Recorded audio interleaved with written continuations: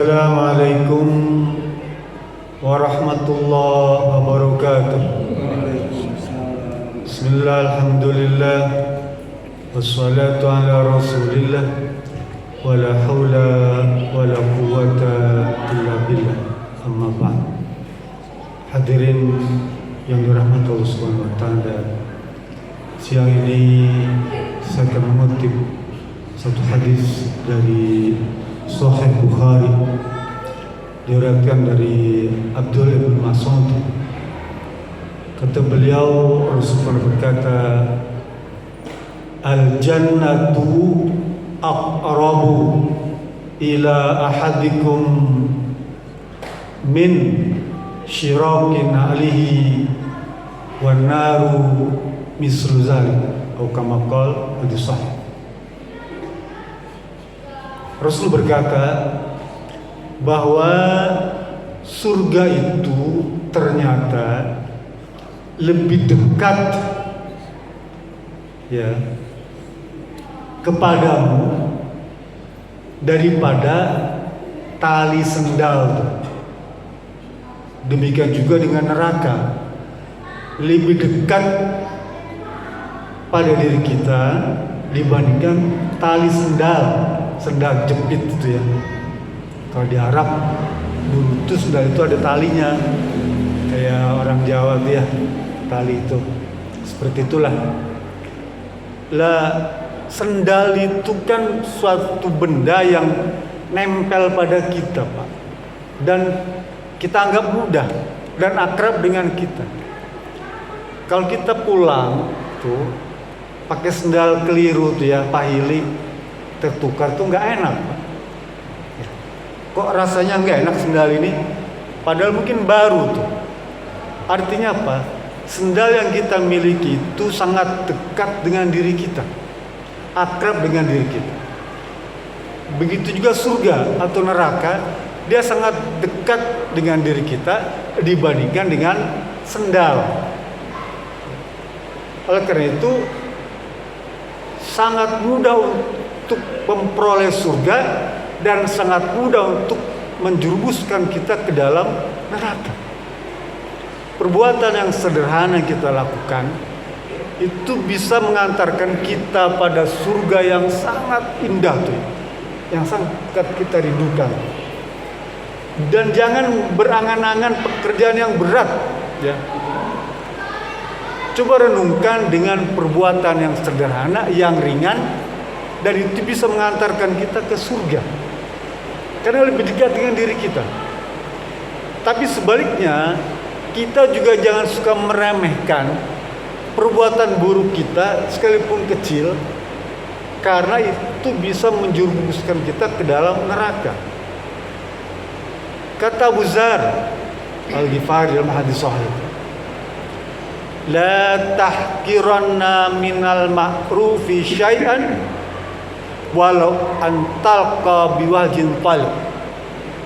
Rasul berkata, kata Abu Dzar, hei umat Islam, janganlah sekali-kali kalian meremehkan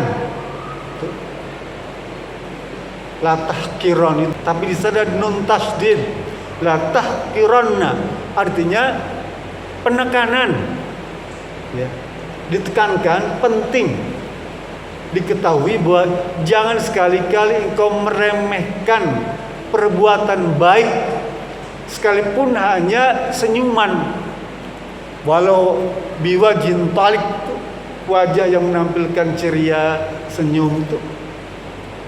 Kita nggak boleh meremehkan itu, karena jangan-jangan itulah yang mengantarkan kita kelak nanti masuk surga, bukan amalan yang lainnya. Bukan hajinya, bukan jihadnya, bukan sedekahnya, bahkan mungkin bukan sholatnya. Tapi mungkin karena kita berwajah memberikan senyum kepada orang lain, itulah yang bisa mengantarkan kita ke dalam surga. Pak, orang nih Pak, ya, secara umum ada yang mudah tersenyum, ada orang yang jarang tersenyum, dan ada orang yang susah tersenyum. Kata para ulama, tiga ini aja nih: mudah tersenyum, jarang tersenyum, dan susah untuk tersenyum. Kecut wajahnya tuh ya, cemberut aja bawaannya tuh ya, sebel aja sama orang tuh ya. Kayaknya kalau dengan ketemu orang tuh dia sayang memberikan senyuman tuh ya.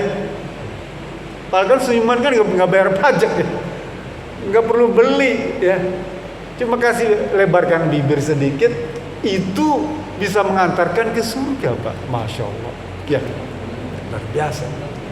Jadi coba melatih diri kita dengan amal yang sederhana. Yang sederhana aja kita nggak bisa kerjakan ya, tersenyum itu kan amalan sederhana ya. Susah tersenyum itu, aduh pelit banget gitu ya. Ya, padahal itu amalan mudah dan pahalanya besar. Lah Rasul, jangan kau remehkan tuh amalan begitu tuh ya. Coba dilatih, melatih amalan sederhana, maka amalan besar pun akan bisa kita kerjakan. Surga ganjarnya. Dalam hadis Rasul berkata, laqad ra'aitu rajulan taqallubuhu fil jannah fi ghusni syajaratin ala dhahril tariq ya fakharahu. Kata Rasul bilang, saya pernah diperlihatkan oleh Allah dengan penduduk surga yang bolak-balik di surga Pak. Surga ini kayak punya miliknya Pak. Rasul diperlihatkan oleh Allah tentang penghuni surga yang bolak-balik berujung ke ujung tuh surga tuh ya. Surga tuh kayak milik dia aja lah.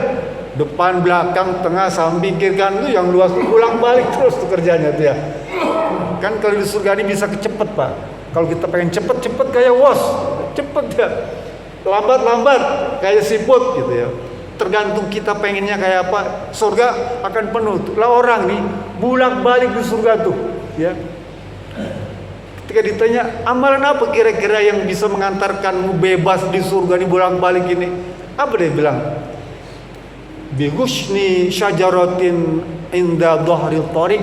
Saya cuma menyingkirkan kayu ya yang menghalang jalan tuh. Ya. Jalan itu kan ada kayu, ada duri, ada benda-benda yang menghalang gangguan jalan tuh.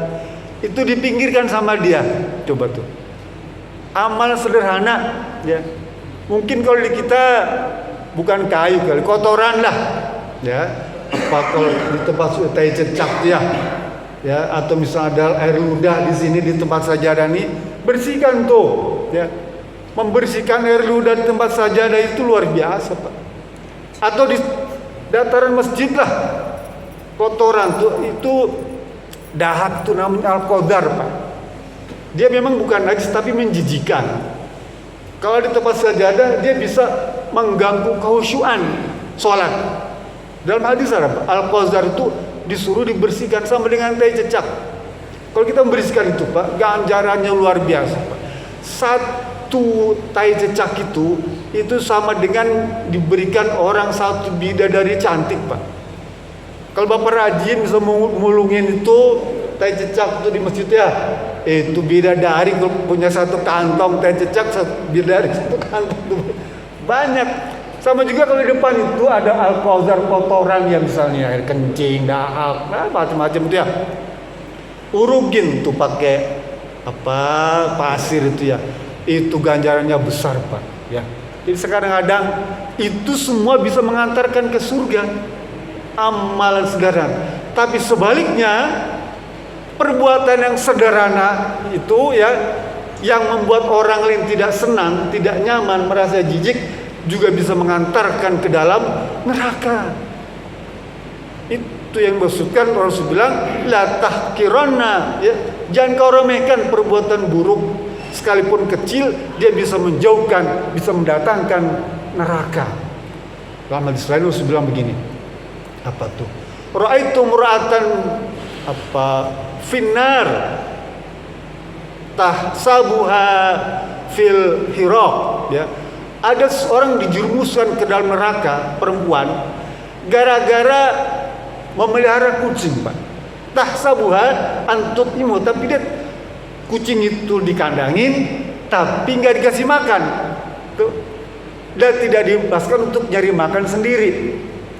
Orang ini harus bilang dia dijebloskan ke dalam neraka. Gara-gara seekor kucing orang masuk neraka. Tuh.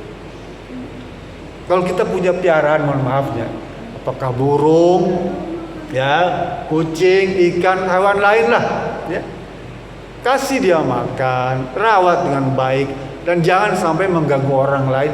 Itu pahalanya besar, Pak. Surga.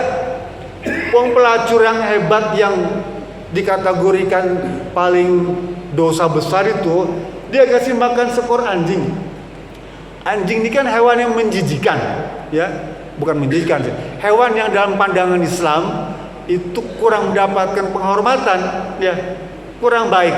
Orang melihara anjing itu dalam pandangan Islam dia dinilai jelek, gitu ya. Jangankan malaikat aja nggak mau mendekat rumah yang ada anjingnya. Pelacur itu dianggap perempuan yang durhaka, dosa besar. Tapi karena pelacur ini memberikan minum kepada seekor anjing yang kehausan, masuk surga, Pak. Coba. Pelacur yang pelaku dosa besar itu ngasih minum seekor anjing yang hewan yang dibenci itu masuk surga. Bagaimana kalau kita punya hewan burung, ikan, ya, kucing, kita kasih makan. Kita bukan pelacur. Hewan yang kita pelihara juga bukan hewan yang dibenci malaikat. Tentu ganjarannya lebih besar, pahalanya besar. Jadi itu amal yang sederhana bisa mengantarkan seseorang masuk surga atau masuk neraka. Begitu juga dengan ucapan. Rasul bilang gini, innal abda la yatakallamu bi kalimatin min sakhatillah la yulqa laha balan yahwi fi jahannam. Ini Rasul bilang gini, ya. Sesungguhnya seorang hamba Allah yang selalu ngomong yang dibenci Allah, ya, yang dia sendiri nggak sadar, dia nggak sadar ucapannya itu dibenci oleh Allah, maka ucapan itu bisa menjatuhkan dia ke dalam neraka, Pak. Ucapan, Pak. Apa contohnya? Dusta, yang gampang tuh, ya, bohong, tuh, ya, pasti dia mengantarkan ke dalam neraka. Dia dosa, ya, dusta itu bohong, baik kepada keluarga, pada teman, untuk pada rakyat. Bohong, banyak bohongnya, neraka hukumannya, Pak. Tuh. Riba, ya, menceritakan kejelekan orang lain, riba. Mulut, Pak. Namimah, ngadu orang, ya, mengadu domba. Fitnah, memfitnah orang lain. Itu perbuatan sederhana cuma karena lidahnya, ya, itu bisa mengantarkan kita kepada neraka. Sumpah palsu, saksi palsu, itu semua adalah perbuatan yang dilarang oleh Allah, ya, dan menjerumuskan seorang ke dalam neraka.